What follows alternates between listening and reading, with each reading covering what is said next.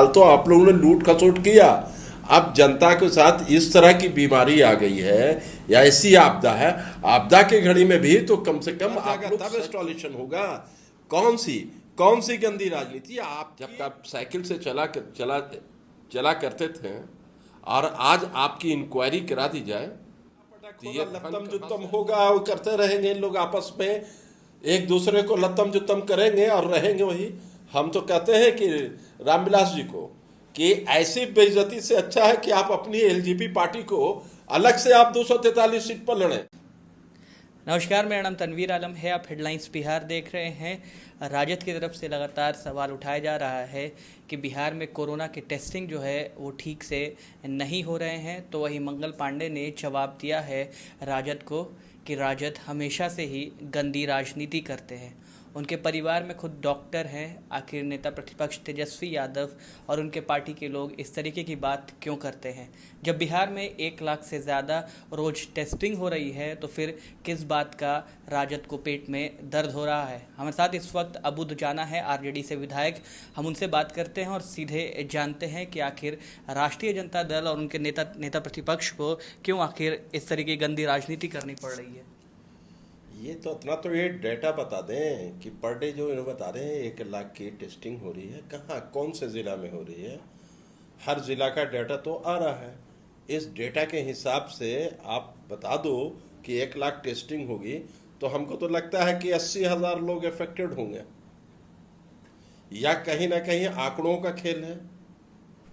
हमारे health minister साहब जिस तरह की बात कर रहे हैं कि हम तो मांग रहे हैं, हमारे नेता प्रतिपक्ष मांग रहे हैं कि इसको ज़्यादा से ज़्यादा टेस्ट हो और उसकी एग्जैक्ट रिपोर्ट आनी चाहिए।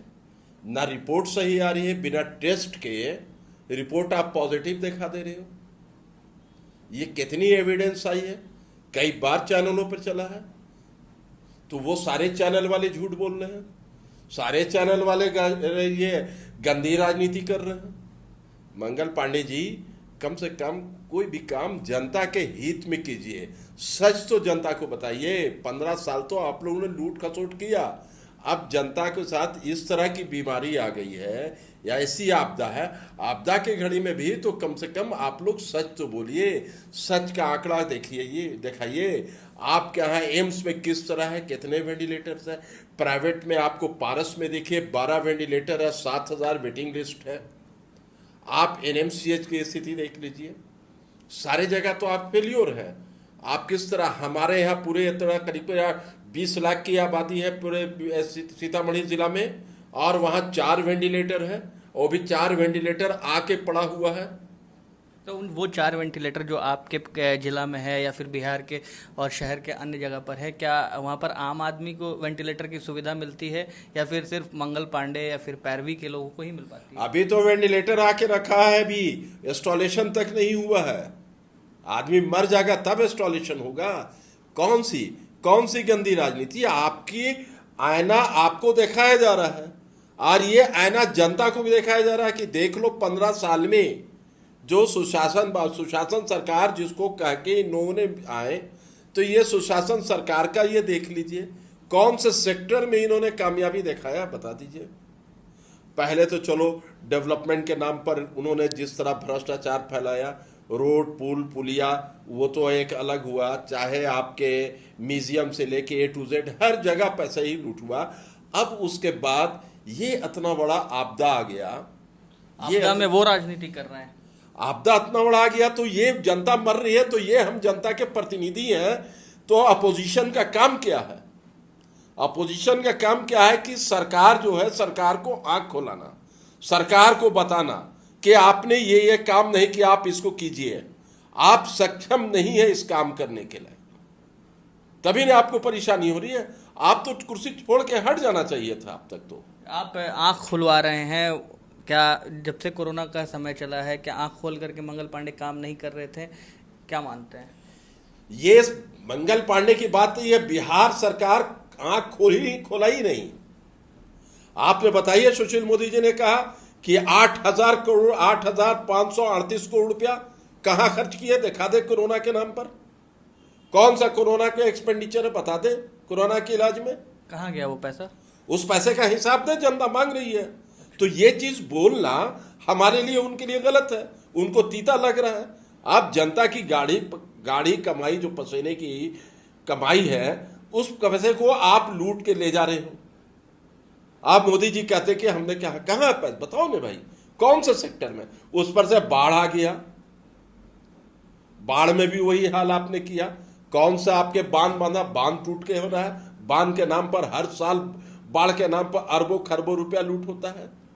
कौन सा बांध रिपेयर हुए हैं, बता दें। अभी तो कोरोना से कम बिहार सरकार को जनता को बचाने का काम है। आपको जनता के बचाने का काम नहीं है, आपको अपने इलेक्शन का फिक्र है। भागते भूत की जो उसको कहा जाता है ना, वही हिसाब है। अब तो आपको 2020 में जनता आपको सबक सिखाएगी।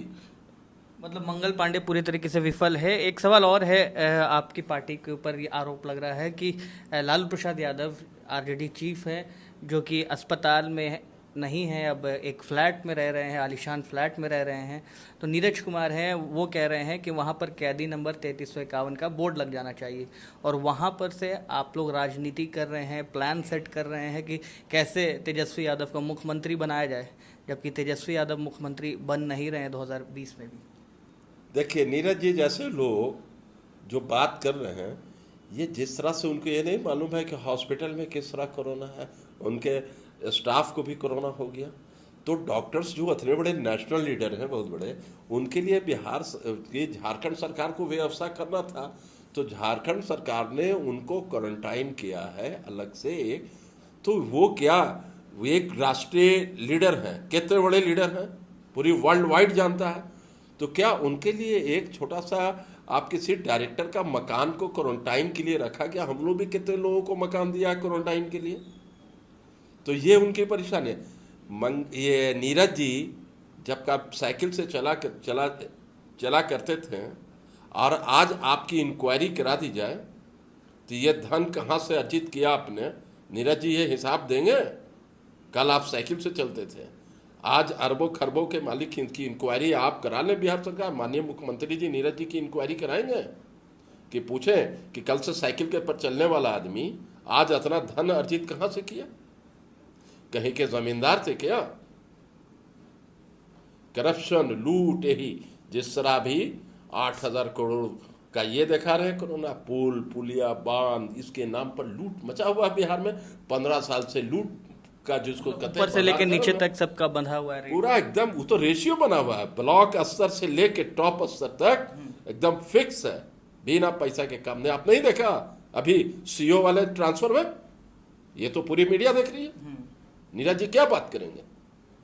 नीरज जी बात करने से पहले सोच लीजिए और समझ लीजिए। और आपके कहने से लालू प्रसाद यादव देश का सबसे बड़ा लीडर है, और 100 साल के बाद वैसा लीडर पैदा होगा। और आप जैसे पढ़ करते रहेंगे, कोई फर्क नहीं पड़ने वाला। राष्ट्रीय अध्यक्ष लालू प्रसाद को पूरी दुनिया मानती है और मानती रहेगी। आखिरी सवाल ये है बुद्धजाना जी कि महागठबंधन में सब कुछ सेट दिख रहा है, आप लोग एकजुटता के साथ हैं, एनडीए पर क्या कहेंगे? लोजपा लगातार सवाल खड़े करें, यहाँ तक कि अब उन्हें सूरदास, कालिदास तक कहा जाने लगा है। क्या चाहते हैं कि जब इज्जत नहीं मिल रही है वहाँ पर तो इधर आ जाएं? चाहेंगे बुलाना उन्हें? देखिए, ये तो इनके यहाँ तो उठा पटक हो रहा, लत्तम जुत्तम होगा, वो करते रहेंगे इन लोग आपस में, एक दूसरे को लत्तम जुत्तम करेंगे और रहेंगे वही। हम तो कहते हैं कि रामविलास जी को कि ऐसी बेइज्जती से अच्छा है कि आप अपनी एलजेपी पार्टी को अलग से आप 243 सीट पर लड़ें। इस बेइज्जती से तो नजात मिल जाए। आप दोनों चीज खोजिएगा तो दोनों चीज तो मिलेगी नहीं, या आप बेइज्जती लीजिए या सीट लीजिए। अपने महागठबंधन में शामिल नहीं कर सकेंगे, कोई एडजस्टमेंट नहीं होगी वहाँ? देखिए, हमारे ये राष्ट्रीय अध्यक्ष क्या करेंगे, वो सब राष्ट्रीय अध्यक्ष लोगों के हमारे उनकी पॉलिसी क्या होगी। हमारा तो आरजेडी एक समुंदर है, आरजेडी में लोग आते हैं, आरजेडी से जाते हैं, आरजेडी है। आरजेडी तो एक समुंदर है, सारी छोटी छोटी दरिया आके इस समुंदर में मिल जाती है, नेता बन के जाते हैं और ये महासागर होते हैं, और फिर ये नेता बन के चले जाते हैं। फिर वो जो क्या कहते हैं, कल को ठोकर लगता है, फिर उसी समुंदर में आके मिल लेते हैं। जब नदी सूख जाती है तो समुद्र के पास आते हैं कुछ पानी दे दिया जाए। तो हमारा तो राष्ट्रीय अध्यक्ष जी का एक समुद्र हृदय है। रामविलास पासवान भी वहीं से निकले हैं। सारे लोग, जो भी लोग बैठे हुए, चाहे एनडीए में जितने लोग बैठे हुए, चाहे जेडीयू में हो, चाहे बीजेपी में हो, चाहे एलजेपी में हो, सारे आरजेडी के प्रोडक्ट हैं। तो ये थे अबू जना, जिन्हें साफ तौर पर कहा है कि बेइज्जती से बढ़िया है कि आप 243 सीट पर चुनाव लड़ लीजिए।